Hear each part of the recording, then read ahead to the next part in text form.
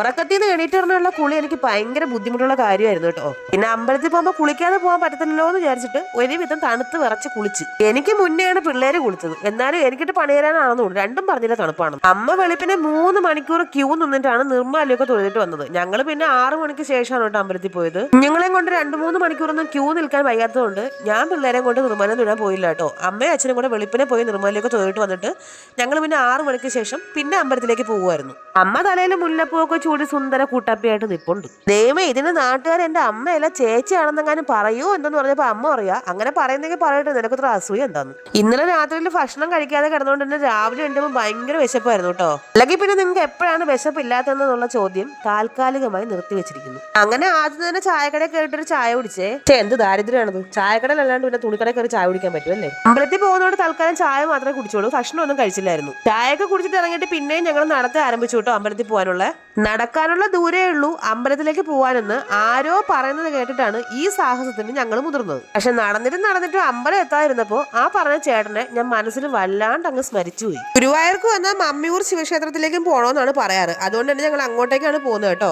പോകുന്ന വഴിക്ക് ഇതുപോലുള്ള പച്ചക്കറികൾ ഒരുപാടുണ്ടായിരുന്നു റോഡ് സൈഡിൽ വിൽക്കാൻ. അമ്പലത്തിലെത്തിയപ്പോൾ ഭയങ്കര പോലീസും സെക്യൂരിറ്റിയും തിരക്കും. ഞാൻ വരുന്നത് നേരത്തെ ആരോ വിളിച്ച് പറഞ്ഞു തോന്നുന്നു. അതാണ് ഇത്ര തിരക്കെന്ന് പറഞ്ഞപ്പോ അമ്മ പറയാ അതാണ് തല്ലി ഓടിക്കാനായിരിക്കും. ചോദിച്ചപ്പോഴാണ് മനസ്സിലായത് ഗവർണർ വന്നതായിരുന്നു എന്ന്. പിന്നെ മമ്മിയൂർ ശിവക്ഷേത്രത്തിനകത്ത് കയറിയിട്ട് മനസ്സറിഞ്ഞ് ദൈവത്തിനെ അങ്ങോട്ട് വിളിച്ചു. എന്റെ വിളി ഇച്ചിരി കൂടി പോയിട്ടാണോ എന്ന് അറിയാൻ വയ്യ. അപ്പൊ തന്നെ മറുപടി കിട്ടി. സെക്യൂരിറ്റി ഒന്ന് ഫോൺ മേടിച്ചോണ്ട് പോയി. പിന്നെ അവിടെ നിന്ന് ഗുരുവായൂർക്ക് വന്നിട്ട് ഒന്നുകൂടെ ഉണ്ണിക്കണ്ണനെ കണ്ടു. ഗുരുവായൂർ അമ്പലത്തിനകത്തേക്ക് ഫോണ് അലൗഡ് അല്ലാത്തോണ്ടും വെറുതെ സെക്യൂരിറ്റിയുടെ കൈക്ക് പണി ഉണ്ടാക്കണ്ടെന്ന് വിചാരിച്ചുകൊണ്ടും ഫോൺ അകത്തേക്ക് കൊണ്ടുപോയില്ല കേട്ടോ. അമ്പലത്തിനകത്ത് കുറെ നേരം ക്യൂ നിന്ന് കറങ്ങിയോണ്ടാണെന്ന് തോന്നുന്നു ഭയങ്കര വിശക്കുന്നു എന്ന് പറഞ്ഞിട്ട് തിരിഞ്ഞു നോക്കിയപ്പോ കുറെ സാധനങ്ങൾ കണ്ണാടിപ്പെട്ടിക്കകത്ത് നിന്ന് എന്നെ നോക്കിക്കൊണ്ടിരിക്കുന്നു. എന്റെ പൊന്നെ പുട്ട്, ഈ സാധനം ഇവിടെ വലിഞ്ഞു കയറി എത്തിയ പുട്ട് തിന്നു വയ്യ. തൽക്കാലം ഗുരുവായൂരെങ്കിലും എന്നെ ഒന്ന് വെറുതെ വിടും, അങ്ങോട്ട് മാറിയേക്ക്. മോന് ഇടിയപ്പവും കുറുമക്കറിയും, ഞങ്ങളെല്ലാരും ഇഡ്ഡലിയും സാമ്പാറും ചമ്മന്തിയും ഉഴുന്നുവടെയാണ് കഴിച്ചത് കേട്ടോ. വാട്ടർ അതോറിറ്റിയിൽ പണ്ട് ജോലി ഉണ്ടായിരുന്ന ആരോ ആണ് സാമ്പാറും ചമ്മന്തി ഉണ്ടാക്കിയത്, അത് ഉറപ്പാണ്. ഭക്ഷണം കഴിച്ചിട്ട് ഞങ്ങൾ പിന്നെ ഇച്ചിരി നേരം ഗുരുവായൂരുള്ള കടകളൊക്കെ കണ്ട് നടക്കാന്ന് വിചാരിച്ചു. അന്നേരം നല്ല തിരക്കായേ. ഈ കട നിറച്ച് ഉണ്ണിക്കണ്ണന്മാരും ആനയും ആനക്കൊമ്പും അങ്ങനെയുള്ള കുറേ സാധനങ്ങൾ ഉണ്ടായിരുന്നു. ഞാൻ അവിടെ നിന്ന് നടന്ന് ഇങ്ങനെ വരുമ്പോ കുറേ കടകൾ ഇരിക്കുന്നു. മിക്ക കടകളിൽ ഓരോ കുരിപ്പുകളുണ്ടാവും. പിള്ളേരെ കരയിപ്പിച്ച് കളിപ്പാട്ടം മേടിപ്പിക്കാൻ വേണ്ടി ഓരോ കളിപ്പാട്ടങ്ങൾ എടുത്ത് ഇങ്ങനെ കറക്കി കുടിച്ചുകൊണ്ടേയിരിക്കും. ഇനിയുള്ള കടകളെല്ലാം നമുക്കിട്ട് പണിയാൻ വേണ്ടിട്ട് മാത്രമുള്ള കടകളാണ്. എല്ലാം ടോയ്സുകളാണ്. ആ കടകളുടെ മുന്നിലെല്ലാം കണ്ടുവരുന്ന ആചാരമാണ് കുറ്റി അടിച്ചവരുള്ള ഈ നിപ്പ്. അങ്ങോട്ടും പോകില്ല ഇങ്ങോട്ടും പോകില്ല. അപ്പൊ നമ്മൾ നൈസായിട്ട് അവരെ കൈ പിടിച്ച് നടന്നു പോയിട്ട്, അല്ല ഇത് ആര്, എത്ര നാളായി കണ്ടിട്ട്, എവിടെ ആയിരുന്നു, ഇത്രയേ ഉള്ളൂ, കാര്യം കഴിഞ്ഞു. പിന്നെ കണ്ടത് ഇതാണ്. ഇപ്പൊ എവിടെ നോക്കിയാലും പ്ലാസ്റ്റിക്കിന്റെ ഈ കണിക്കുന്ന പൂക്കളാണ്. എല്ലാ കടകളിലും ഉണ്ട് കേട്ടോ. ഫെബ്രുവരി മാർച്ച് മാസങ്ങളിൽ നന്നായിട്ട് പൂത്തൊലഞ്ഞു കിടന്നിട്ട് ഏപ്രിൽ വിഷുവിന് പൂക്കാത്ത കണിക്കുന്ന മരങ്ങളെല്ലാം ചമ്മിപ്പോട്ടെ.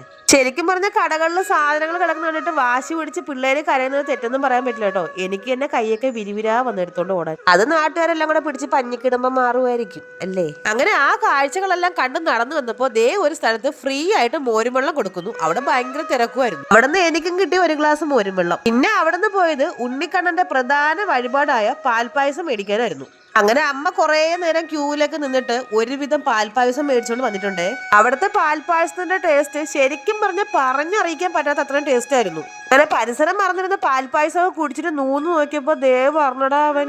എന്റെ തൊട്ടടുത്തൂടെ ഓർക്കാപ്പുറത്ത് പോകുന്ന കണ്ടിട്ട് കുടിച്ച പാൽപ്പായസം വരെ ആവിയായി പോയി. പിന്നെ ഗുരുവായൂരിന് നേരെ ഓട്ടോ വിളിച്ച് ആനക്കൊട്ടിലേക്ക് പോയി. ഇവിടെ വരെ വന്നിട്ട് ഇതൊക്കെ കാണാതെ പോയാൽ ഭയങ്കര നഷ്ടമല്ലേ. പിന്നെ നമ്മുടെ സബ്സ്ക്രൈബേഴ്സ് ഒത്തിരി പേര് പറഞ്ഞു കേട്ടോ ആനക്കൊട്ടിലൊക്കെ പോയി കാണണേന്ന്. അവിടെ ചെന്നപ്പോ എവിടെ നോക്കിയാലും ആനയുള്ളൂ.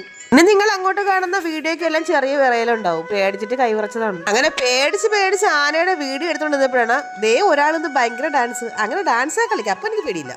അടുത്ത ഒരുത്തന്തേ എന്നെ രൂക്ഷമായിട്ട് നോക്കിക്കൊണ്ടിരിക്കുന്നു. ദൈവം, ഞാൻ എവന്റെ ഒന്നും കടമായിട്ട് മേടിച്ചിട്ടില്ലല്ലോ. ഇവർ എന്തിനാണാവോ എന്നെ ഇങ്ങനെ നോക്കി പീഡിപ്പിക്കുന്നത്. ഒരാള് ഇവിടെ കഴിക്കാൻ കൊടുത്ത പുല്ലെല്ലാം കൂടെ വാരി തലയെ കൂടി ഇട്ടോണ്ടിരിക്കുന്നു. ഇത് ഇപ്പുറത്ത് നിൽക്കുന്ന ആള് ഞാൻ വീഡിയോ എടുക്കുന്ന കണ്ടപ്പോഴേ ഒരു വാഴയില തടയെടുത്തു കേട്ടോ എന്നെ അറിയാൻ. ആനയ്ക്കൊക്കെ പണ്ടേ ഭയങ്കര ഉന്നമാണെന്നാണ് പറയാറ്. അതുകൊണ്ട് പിന്നെ അധികം നേരം അവിടെ നിന്നില്ല. അങ്ങനെ ആനയൊക്കെ കണ്ടിട്ട് നടന്നപ്പോ മോൻ ഒരു പുളി എടുത്തോണ്ട് വന്നിട്ട് കഴിച്ചു വെക്കാൻ പറഞ്ഞു.